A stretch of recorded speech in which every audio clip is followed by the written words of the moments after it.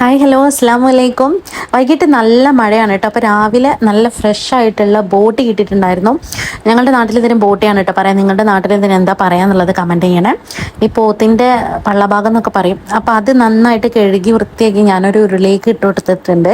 അതിലേക്ക് നമ്മളൊരു 2-3 സവാള നെയ്സാക്കി അരിഞ്ഞതും, പിന്നെ ഒരു 2 തക്കാളി, ഒരു 3-4 പച്ചമുളകും കൂടെ അരിഞ്ഞത് ചേർത്ത് കൊടുക്കുന്നുണ്ട്. പിന്നെ ഒരു പിടി ഇഞ്ചി വെളുത്തുള്ളി ചതച്ചെടുത്താണ് ചേർക്കുന്നത്. പിന്നെ അതിലേക്ക് ആവശ്യത്തിനുള്ള കല്ലുപ്പാണ് ചേർത്ത് കൊടുക്കുന്നത്. ഇത് വൈകിട്ട് ഇതും എന്താ പറയുക, ഇങ്ങനത്തെ പൂള ബോട്ടി ഒക്കെ കഴിക്കാൻ പ്രത്യേക ടേസ്റ്റാണല്ലേ. അപ്പം നമുക്ക് പൊടികളൊക്കെ ചേർത്ത് കൊടുക്കാം. മഞ്ഞൾപ്പൊടി, മുളക് പൊടി, മല്ലിപ്പൊടി, പിന്നെ കുറച്ച് വെളിച്ചെണ്ണ എക്സ്ട്രാ. നമ്മൾ എന്താ പറയുക, ഗരം മസാല അല്ലെങ്കിൽ അതുപോലെ തന്നെ ചിക്കൻ മസാല, ബീഫ് മസാല അങ്ങനെയുള്ള സംഭവങ്ങളൊന്നും ചേർക്കുന്നില്ല കേട്ടോ. അത് ചേർക്കാതെ തന്നെ ഭയങ്കര ഒത്തൻറ്റിക് ടേസ്റ്റാണ് കിട്ടുക. കാരണം എന്താ വെച്ച് കഴിഞ്ഞാൽ നമ്മൾ ബോട്ടി, ഈ ബീഫ് എന്നൊക്കെ പറയണത് അതിൻ്റെ ആ ഒരു റിയൽ ടേസ്റ്റ് കിട്ടണം എന്നുണ്ടെങ്കിൽ ഒരുപാട് മസാലകളൊന്നും ചേർക്കാത്ത നല്ല കേട്ടോ.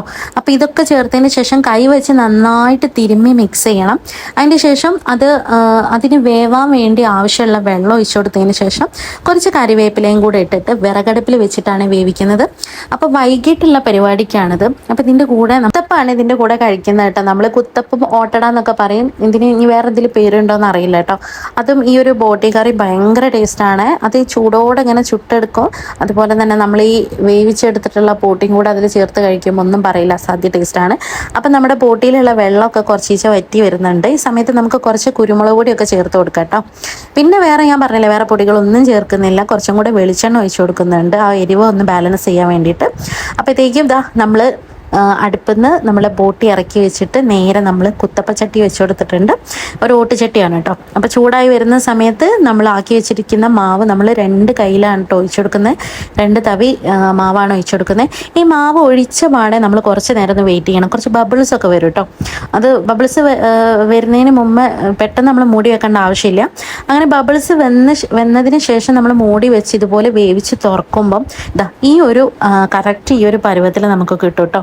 ഈ ഓട്ട ഉള്ളതാണല്ലോ ഓട്ടട കുത്തപ്പം എന്നൊക്കെ പറയുന്നത്, കുത്ത് വീണ്. അപ്പം നല്ല അടിപൊളിയായിട്ട് നമുക്ക് കുത്തപ്പം കിട്ടിയിട്ടുണ്ട്. അത് ചൂടോട് കൂടിയിട്ട് തന്നെ നമുക്കിതുപോലെ എടുത്തൊരു പാത്രത്തിലേക്ക് ഇടാം. ചെറുപ്പത്തിലൊക്കെ ഒരുപാട് കഴിച്ചിട്ടുണ്ട് കേട്ടോ. ഇതിങ്ങനെ ഇങ്ങനെ അടുത്തുനിന്ന് ഇങ്ങനെ ചുട്ട് തരും. നമ്മളിതിങ്ങനെ തിന്ന് പോകുന്ന വഴി അറിയില്ല, അത്രയ്ക്കും ടേസ്റ്റായിരുന്നു. അപ്പോൾ നമ്മുടെ ബോട്ടി ഇവിടെ റെഡി ആയിട്ടുണ്ട് കേട്ടോ. ബോട്ടി വെള്ളമൊക്കെ വറ്റി നല്ല എണ്ണയൊക്കെ തെളിഞ്ഞ് നല്ല സെറ്റായി വന്നിട്ടുണ്ട്. അപ്പോൾ ഇത് നന്നായിട്ട് അങ്ങ് മിക്സ് ചെയ്ത്, എനിക്കിത് പറയുമ്പോൾ എൻ്റെ വായിൽ വെള്ളം വരുന്നുണ്ട് കേട്ടോ. ഇത് കഴിച്ചിട്ടിപ്പോൾ 2-3 ദിവസമായി, പക്ഷേ ഇതിൻ്റെ ആ ഒരു ടേസ്റ്റ് ഇപ്പോഴും വായിലുണ്ട് കേട്ടോ. അപ്പം നമ്മൾ ഇതിന് പ്രത്യേകിച്ച് സ്മെല്ലൊക്കെ ഉണ്ടാവും എന്ന് പറയാം. അങ്ങനെ ഒരു കാര്യങ്ങളും ഇല്ല. നല്ലോണം ചുടുവെള്ളത്തിലിട്ട് വൃത്തിയാക്കി എടുത്തിട്ടാണ് കേട്ടോ അത് ഉണ്ടാക്കിയിട്ടുള്ളത്. അപ്പോൾ നമ്മുടെ ആ ഒരു മസാല നമ്മൾ ഓട്ടോയുടെ മുകളിലേക്ക് ഇട്ട് കൊടുത്തിട്ടുണ്ട്.